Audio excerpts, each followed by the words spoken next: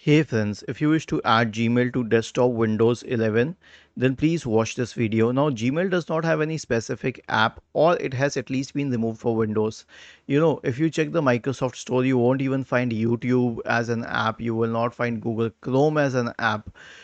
So here's what you can do. Open it on Microsoft Edge. Open your Gmail account on Microsoft Edge.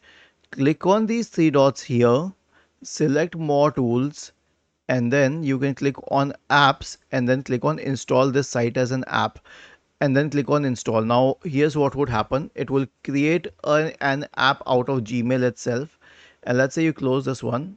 So you can simply search for Gmail in the search bar and then open it as an app. Okay, so this way it has been converted into an app. Now as for getting it on desktop, you can obviously right click on it and then pull it to the desktop. So this is what you can do about it.